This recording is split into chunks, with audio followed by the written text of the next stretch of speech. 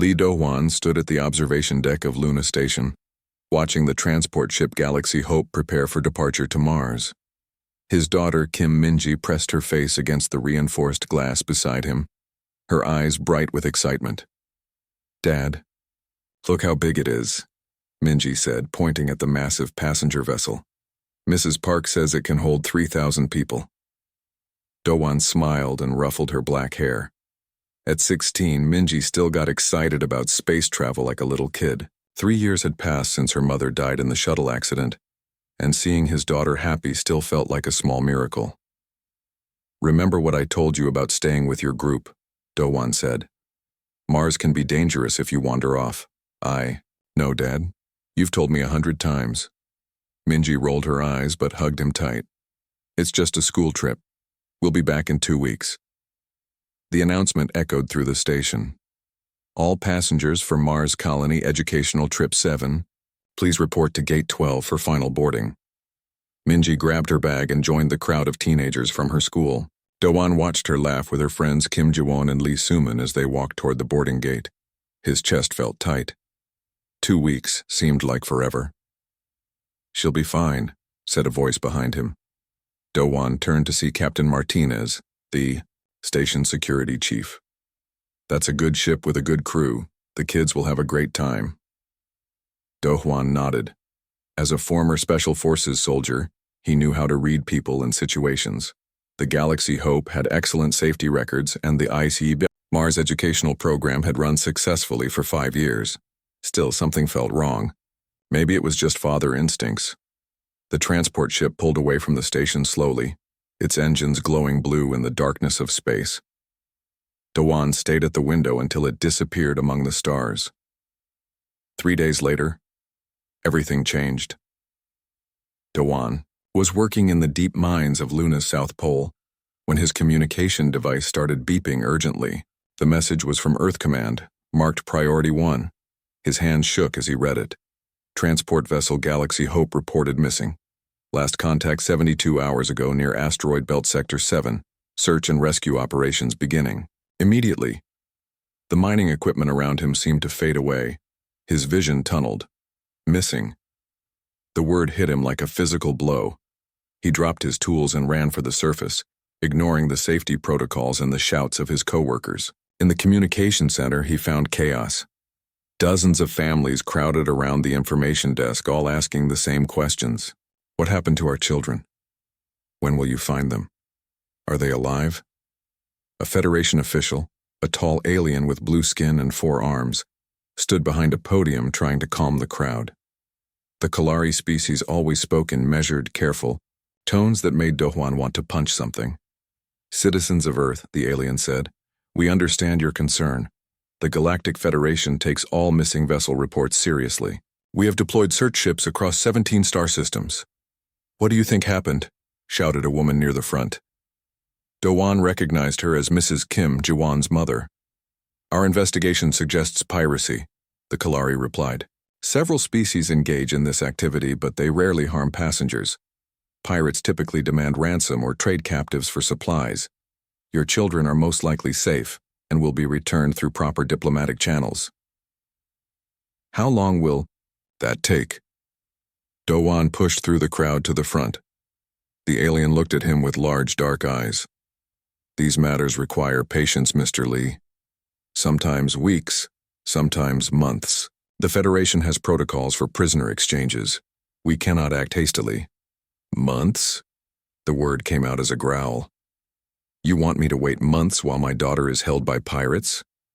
"Sir, I understand your emotion, but unauthorized military action is strictly forbidden under Federation law. Earth is still a new member of our galactic community. You must trust our experience in these matters." Do-hwan stared at the alien for a long moment. In his military days, he had learned to control his anger to think strategically. But this was different. This was Min-ji. "What species took them?" he asked quietly. "We believe the Vextar, based on ship signatures detected near the last known position. They are a nomadic species that engages in various illegal activities. However, they have never seriously harmed captives before." They prefer to avoid violence. That might bring Federation retaliation. That night, Do-hwan sat in his small apartment on Luna Station, staring at a picture of Minji on his desk. She was laughing in the photo, chocolate ice cream smeared on her nose from her 15th birthday party. He had taken the picture just before she hugged him and got ice cream on his uniform. His communication device chimed. A message from his old squad mate Park Young-ho appeared on the screen. Heard about Minji. I'm sorry, brother. If you need anything, call me. More messages came in from other veterans. Choi Kyung-min from Demolitions, Song Jin-ho from Reconnaissance, Han Soo-jin from the Pilot Corps. They all offered help, but what could they do? Earth was bound by Federation law now.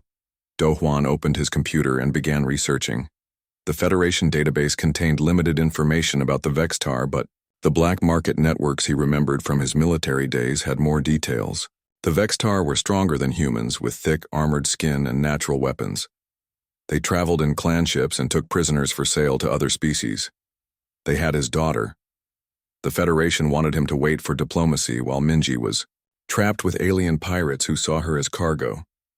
Do-hwan made his decision.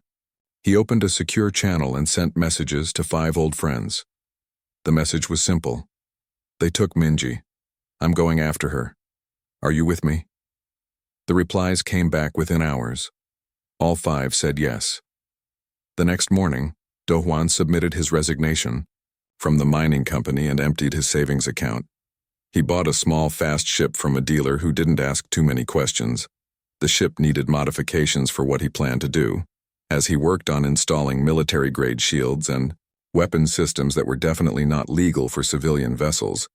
Do-hwan thought about what the Federation official had said. The Vextar had never seriously harmed captives before because they wanted to avoid retaliation. They were about to learn what human retaliation looked like when someone took a father's child. The galaxy had been peaceful for so long that most species had forgotten what war really meant. They had forgotten that some things were worth fighting for, worth dying for, worth killing for. They were about to remember. 2 weeks after Minji disappeared, Do-hwan's ship Shadowrunner drifted silently through the asteroid field where the Galaxy Hope had vanished. His old squad had arrived one by one, bringing skills and equipment that made his small vessel into something dangerous. Park Young-ho sat at the weapons console, his fingers dancing over controls that would have made Federation officials very unhappy. The former weapons specialist had brought enough firepower to level a small city. Contact on sensors, announced Han Soo-jin from the pilot's seat. Vextar, supply ship just like our informant said. 3 crew members, minimal weapons. Choi Kyung-min looked up from the bomb he was assembling. Remember, we need one alive to question. Do-hwan nodded. In the military, they had followed rules of engagement and Geneva Convention protocols. This was different. These aliens had taken his daughter. The Vextar supply ship tried to run when they detected the Shadowrunner, but Han Soo-jin was one of the best pilots in Earth's fleet. She herded the alien vessel toward a large asteroid where it couldn't maneuver. This is Captain Theckamar of the free vessel Stonecutter, came the alien's voice over the communication channel. You are interfering with lawful salvage operations. Do-hwan activated his own transmitter. This is Lee Do-hwan of Earth. You're going to answer some questions about human prisoners. I know nothing about prisoners. Leave immediately or face the consequences. Young-ho fired a warning shot that vaporized a section of the supply ship's outer hull. The aliens quickly stopped trying to escape. Minutes later, Do-hwan stood in the Vextar ship's cargo hold facing 3 aliens who looked like walking lizards covered in thick gray armor. Their leader, Theckamar, was nearly 8 feet tall with yellow eyes and sharp teeth. Federation law protects us from interrogation without proper authority, Theckamar said in accented English. You humans cannot simply board our vessel and make demands. Do-hwan looked at the alien calmly. In his military days, he had interrogated enemy soldiers who thought they knew what humans were capable of. They had been wrong too. My daughter was taken by Vextar pirates 3 weeks ago, Do-hwan said. You're going to tell me where they took her. I know nothing of this. Pirates operate independently. We are simple traders. Choi Kyung-min placed a small device on the cargo hold wall. It beeped softly and began counting down from 10 minutes. What is that? Theckamar demanded. Thermal explosive, Kyung-min replied cheerfully. Designed to cut through ship hulls. In 10 minutes, your cargo hold will be open to space. The aliens looked confused. This wasn't how things worked in the civilized galaxy. Disputes were settled through courts and arbitration, not threats and violence. You cannot do this, Tekmar said. Federation law requires proper procedures. There are protocols. I don't care about protocols, Do-hwan said. I care about my daughter.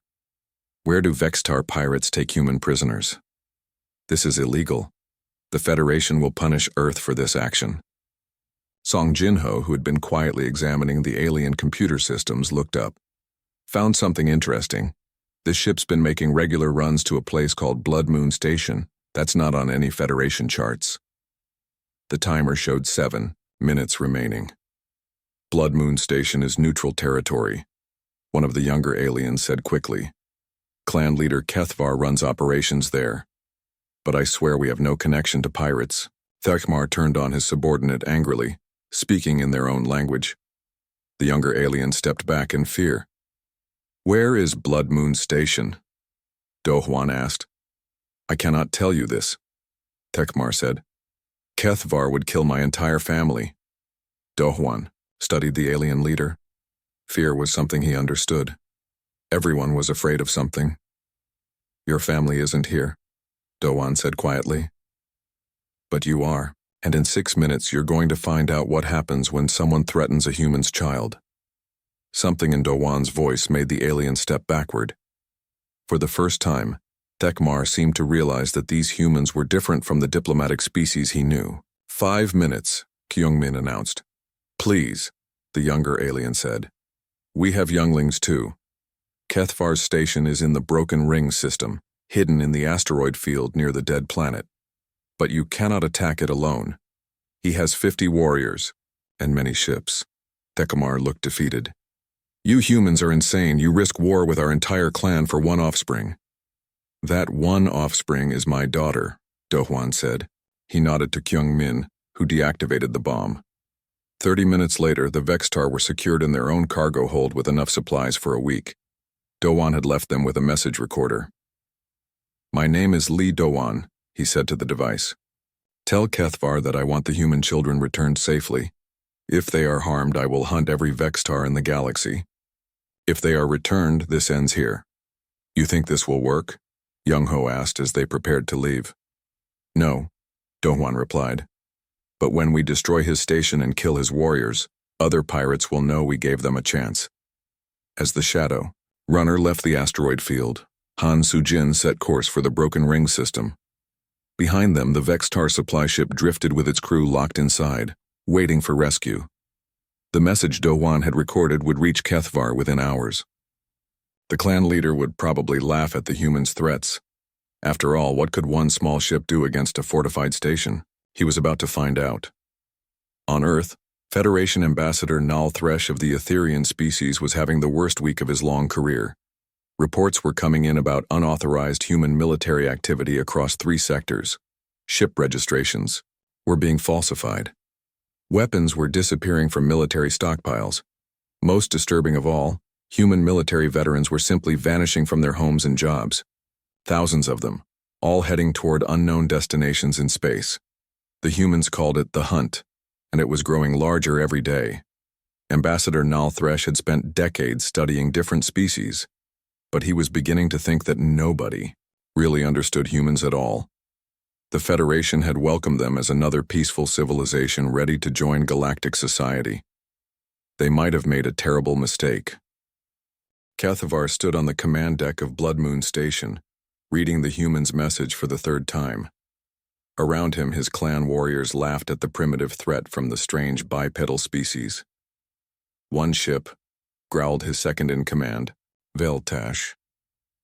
One ship threatens our entire clan. The Vextar warlord was massive even for his species. Scars covered his armored hide from decades of battle. He had built his reputation by being smarter and more ruthless than his enemies. These humans think like the weak Federation species, Kethvar said. They believe words have power. We will show them what real power looks like. He gestured toward the holding cells where 37 prisoners waited. 23 were human, children from the transport ship. The others were various alien species taken in recent raids. "Bring the human female," he ordered. "The one who speaks the most." 2 warriors dragged Kim Minji from the cell. After 3 weeks of captivity, she looked thin and scared, but her eyes still showed defiance. Kethvar had to admire her spirit. "Your father has sent me a message," he told her in English. "He wants me to return you safely." "My father will come for me," Minji said. "And he won't come alone." Kethvar laughed, a sound like grinding stone. "Child, your species joined the Federation 5 years ago. You know nothing of war. Watch and learn." He activated the station's communication array, broadcasting on all frequencies that would reach Earth and Federation space. "I am Kethvar, Lord of the Blood Moon clan. A human has threatened my people over this worthless offspring. I will show what happens to those who challenge the Vextar." The clan leader drew his ceremonial blade, a weapon that had taken many lives in ritual combat. Minji's eyes went wide as she realized what was about to happen. "Dad," she whispered. The broadcast reached Earth 6 hours later. President Chen called an emergency session of the Global Defense Council within minutes of seeing the execution. Military leaders, government officials, and Federation representatives crowded into the secure conference room beneath Geneva. "We cannot allow this to stand," General Kim said, slamming his fist on the table. "They murdered one of our children on live broadcast." Ambassador Nal Thresh raised his 4 hands in a calming gesture. "We understand your anger, but military action would violate Federation law. Earth is still a probationary member. Such violations could result in expulsion from the galactic community." "They killed a 16-year-old girl," President Chen said quietly. "Her name was Kim Minji. She wanted to be a teacher." "The Federation mourns her loss," the ambassador replied, "but proper procedures must be followed. We will file formal protests and demand justice through appropriate channels." "How long will that take?" asked General Kim. "These matters require careful negotiation. Perhaps 6 months, perhaps longer." The room fell silent. Through the reinforced windows they could see crowds gathering in the streets outside. Word of Minji's death was spreading across Earth's communication networks. "Sir," an aide whispered to President Chen, "we're getting reports from military bases worldwide. Soldiers are leaving their posts without authorization. Thousands of them." The screens around the conference room news feeds showed the same story repeating across Earth. Veterans groups were mobilizing. Defense contractors were reporting equipment thefts. Commercial shipyards were being raided for vessels and supplies. Ambassador Nal Thresh watched the reports with growing alarm. "Your people must be controlled.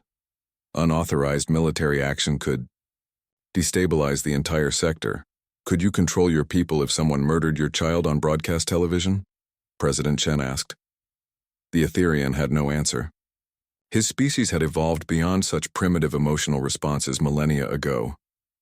In space, Dowan received the broadcast as his ship approached the broken ring system. He watched his daughter die and felt something break inside his chest. "I'm sorry," Han Sujin said quietly from the pilot's seat. "I'm so sorry." Dowan turned off the screen and looked at his team. These men and women had followed him on a rescue mission that had just become something else entirely. "It's not a rescue anymore," he said. "No," agreed Young-ho. "Now it's war." Their communication system chimed with incoming messages, dozens of them, then hundreds. Former soldiers, pilots, engineers, and civilians were reporting their positions and asking for orders. "This is Captain Park from the destroyer Soul King," came one message. "My crew voted. We're with you." Mining ship New Busan reporting. "We've loaded our cargo holds with volunteers and weapons." Transport vessel Han River standing by with 300 Marines who missed their daughter's killer. Choi Kyungmin looked up from his console in amazement. "Sir, I'm tracking over 200 ships heading for our position. Military, civilian, everything." More messages kept coming. From Luna Station, from Mars Colony, from the asteroid mining platforms. Humans were abandoning their posts and homes to join something that had no official authorization and no legal justification. Song Jin-ho plotted the incoming ships on his tactical display. Fleet carriers, destroyers, fighters, supply ships, even some Federation vessels with human crews. They're all coming here. Do-won stared at the growing fleet marker on his screen. He had wanted to save his daughter. Now she was dead, and humanity was mobilizing for war. "Sir," Han Soo-jin said. "Blood. Moon Station is heavily defended, but with this many ships we can take it." "Taking the station won't bring her back," Do-won said. "No," Young-ho replied. "But it will make sure this never happens to another human child." On Earth, President Chen watched the fleet movements with a mixture of pride and terror. Half of humanity's space-capable military was heading toward an unauthorized battle that could start an interstellar war. "Can you stop them?" Ambassador Nal Thresh asked. Chen looked at the screen showing thousands of people in the streets holding pictures of Kim Min-ji and demanding justice. "No," he said, "and I'm not sure I want to." In the broken ring system, Kethvar watched his sensors as the human fleet emerged from hyperspace. 200 ships of various sizes, all broadcasting the same message. "This is the Human Liberation Fleet. Surrender the prisoners and prepare to face justice for the murder of Kim Min-ji." The Vextar warlord looked at his 50 ships and fortified station. He had fought many battles and won them all through superior strategy and firepower, but he had never faced an entire species that had just learned their children were not safe in the galaxy. "All ships prepare for battle," he ordered. The humans were about to teach the galaxy a lesson about what happened when you threaten their young. The Battle of Blood Moon Station lasted 6 hours and changed the galaxy forever. Kethvar had expected a traditional engagement. Ships would form battle lines, exchange fire at long range, and eventually one side would retreat when losses became too heavy. That was how civilized species fought wars. The humans did something else entirely. "Ramming speed," came the voice over the communication channels as the first wave of human ships accelerated toward the station's defense perimeter. Kethvar watched in horror as a converted mining vessel, its cargo holds packed with explosives, smashed through his outer defensive ring. The explosion took out 3 Vextar fighters and cleared a path for the ships behind it. "They're insane," Veltash said. "They're destroying their own ships?" More human vessels followed the same pattern. Transport ships became guided missiles. Fighter pilots flew their craft directly into Vextar gun emplacements. Every human ship seemed willing to sacrifice itself if it meant hurting the enemy. Do-won watched the battle from the Shadowrunner as his makeshift fleet tore through defenses that should have held against a force twice their size. The humans weren't fighting like soldiers. They were fighting like parents whose children had been threatened. "Breach in the station's hull," reported Song Jin-ho. "Section 7 is venting atmosphere." "Take us in," Do-won ordered Han Soo-jin. Fast and quiet, the Shadowrunner slipped through the chaos of the battle and docked with Blood Moon Station through the damaged section. Do-won's team moved through the corridors like they had in the old days, but with a fury none of them had felt in military. Service Vextar warriors tried to stop them and learned that humans in close combat were even more dangerous than humans in space. Choi Kyungmin's explosives opened locked doors. Young-ho's weapons cut through alien armor. Song Jin-ho's tactical skills guided them toward the holding cells. They found the remaining prisoners in the station's lower levels. 22 human children, all alive but terrified. Dozens of other species, some barely old enough to walk. "Where's my sister?" asked Kim Ji-won, Minji's classmate. "Where's Minji?" Do-won looked at the girl who had been his daughter's best friend. "She's not coming home." The children understood. Some cried. Others just stared at him with empty eyes. "We're getting you out of here," Do-won said. "All of you." As his team evacuated the prisoners, the battle for the station continued around them. Human soldiers who had never worked together before moved with perfect coordination, united by purpose that transcended military training. Kethvar made his last stand in the station's command center, surrounded by his remaining warriors. When the humans finally broke through, he expected to be taken prisoner. That was how wars ended in the civilized galaxy. Instead, he found himself facing Li Dowan alone. "You killed my daughter," Dowan said simply. "She was just one offspring," Kethvar replied. "Why do you sacrifice so much for one small life?" Dowan looked at the alien warlord who would never understand what he had done wrong. In the Federation, individuals were important only as parts of the greater whole, but humans were different. "Because she was mine." The fight lasted 30 seconds. When Blood Moon Station finally fell, the human fleet had lost 63 ships and over 4,000 people. In a traditional military analysis, it was a costly victory against a minor target. But the prisoners they rescued numbered in the hundreds, representing 17 different species. Children who had been taken from their families across dozens of worlds, some held for years. As the rescued prisoners were transferred to hospital ships, word of the battle spread across the galaxy. The Vextar clan had been completely destroyed, not defeated, not scattered. Every ship destroyed, every warrior dead, their station reduced to debris. Other pirate groups received the message clearly. Humans were no longer safe targets. Ambassador Null Thresh arrived with a Federation fleet 3 days after the battle ended. He expected to find humans celebrating their victory and preparing for diplomatic consequences. Instead, he found something that disturbed him deeply. "Why are you not satisfied?" he asked President Chen during their emergency meeting. "You have rescued the prisoners and punished those responsible. Justice has been served." Chen gestured toward the reports flowing in from across human space. "Because this wasn't just about pirates. We found evidence on that station. Purchase orders from a dozen different species. Children being sold like livestock. These criminal networks will be investigated through proper channels," the ambassador assured him. "No," Chen said. "They won't." On the screens around them, news feeds showed human fleets mobilizing across Federation space. Military vessels, converted civilian ships, and volunteers from every human colony were joining what they now called the Liberation Force. "Your people must stop this unauthorized military action," Null Thresh insisted. "The Federation cannot allow vigilante justice." "Then the Federation should have protected our children," General Kim replied. "How many other species have lost their young to these criminals while you filed proper reports and followed procedures?" The Etherian ambassador looked confused.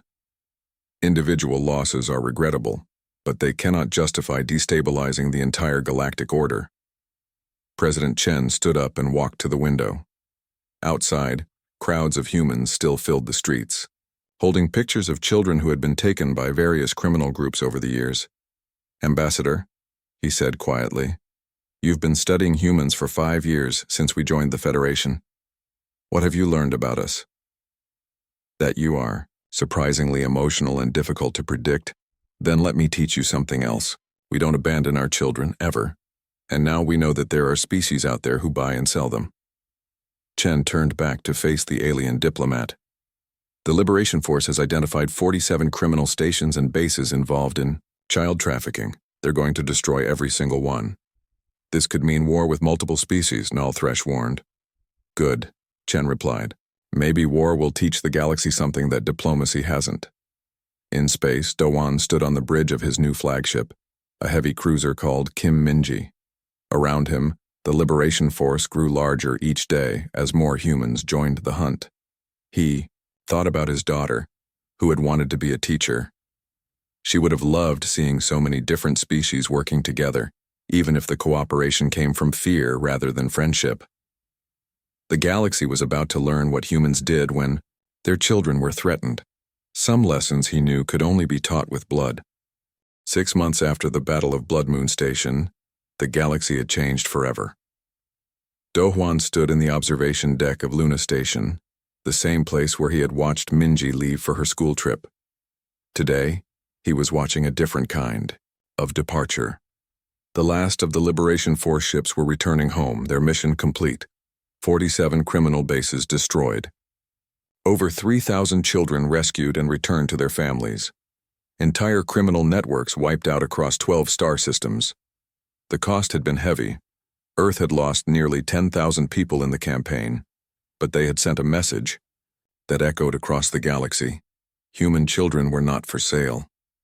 "The Federation Council wants to see you," Han Sujin said, joining him at the window.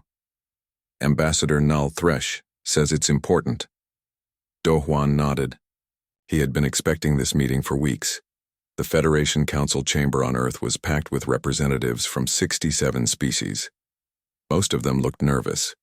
A few looked angry. All of them looked at the humans differently than they had 6 months ago. Li Dohwan, announced the council speaker, a tall insect-like creature from the hive worlds. You stand accused of leading unauthorized military actions that resulted in the deaths of thousands of sentient beings. Dohwan stood calmly before the assembled aliens. I stand accused of protecting children. Murmurs rippled through the chamber. Several species began arguing in their own languages. Ambassador Null Thresh stepped forward. The Federation recognizes that your actions were motivated by parental instinct. However, the destruction you caused has destabilized trade routes and created fear among peaceful species. Good, Dohwan replied. Fear will keep their children safe. The Kalari representative stood up, his blue skin darker than usual with agitation. Your species has shown that you cannot be trusted to follow galactic law. Earth's membership in the Federation must be reviewed. Before you make that decision, President Chen said, rising from the human delegation, you should know something. He gestured to an aide who activated a holographic display showing star maps across Federation space. Since the Liberation Force began operations, Chen continued, child abduction rates have dropped by 87%. Slave markets have closed on 15 worlds. Criminal organizations are abandoning operations rather than risk human attention. The Yale display showed shipping routes, crime statistics, and safety reports from across the galaxy. Your unauthorized actions may have had positive results, admitted the speaker, but they were still illegal under Federation law. Then change the law, said a new voice. Everyone turned to see an alien species that rarely spoke in council sessions. The Vorthak were one of the oldest civilizations in the galaxy, peaceful herbivores who had been Federation members for over 1,000 years.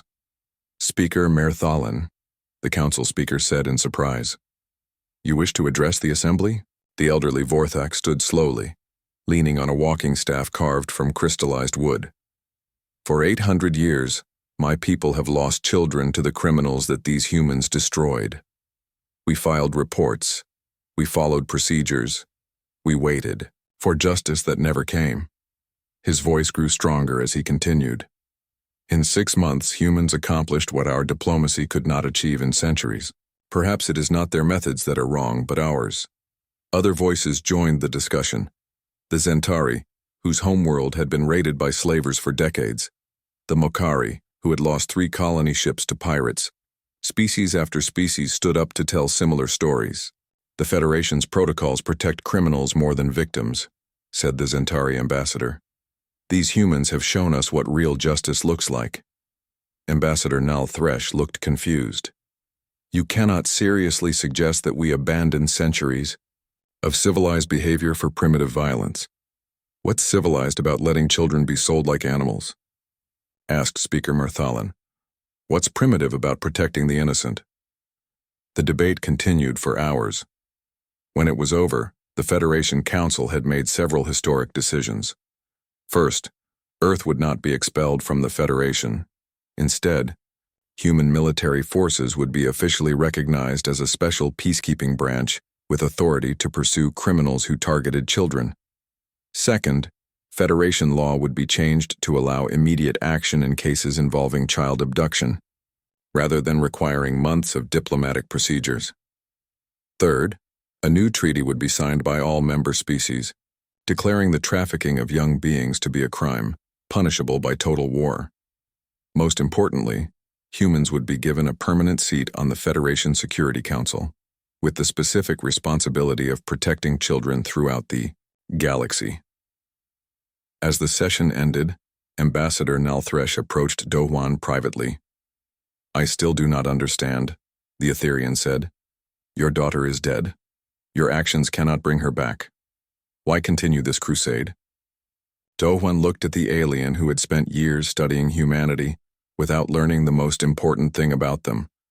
Because every child we save is someone else's Minji, he said. Every parent who doesn't have to lose their child is one less person Who has to feel what I felt? He walked toward the exit, then turned back. And because my daughter wanted to be a teacher, she would have wanted to protect children. 3 months later, Do-hwan retired from active military service and returned to his quiet life on Luna Station. The Liberation Force had been officially disbanded, but its members remained in contact, ready to respond if they were needed again. He kept a small apartment near the spaceport, working part-time as a safety inspector for passenger ships. It was peaceful work, but he made sure that every ship carrying children met the highest security standards. On his desk, he kept 2 pictures. One showed Minji laughing with ice cream on her nose. The other showed the 3,000 children, rescued during the Liberation Force campaign, all of them smiling as they reunited with their families. The galaxy had learned an important lesson about humans. They were not the peaceful, diplomatic species that the Federation had expected. They were something more dangerous and more wonderful. They were parents who would cross the galaxy to protect their children. Criminal organizations now included warnings in their databases about human targets. Slave traders avoided systems with human populations. Pirates found new careers rather than risk encountering the species that had destroyed the Vextar. The Federation established new protocols based on what they called human protection response. When children went missing, the procedures were simple and fast. No delays, no diplomatic processes, no waiting for proper channels, because they had learned that some things were more important than following rules.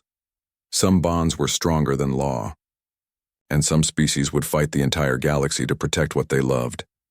Late at night, when Luna Station was quiet and the stars shone through his window, Do-hwan would sometimes talk to Minji's picture. "The galaxy is safer now," he would tell her. "No child will go through what you did. I promise." And across the galaxy, parents of every species slept a little better, knowing that somewhere among the stars, humans were watching over their children too. The universe had gained something it had lost long ago: protectors who cared more about the innocent than about their own safety. They called it the Human Protection Doctrine, and it changed everything.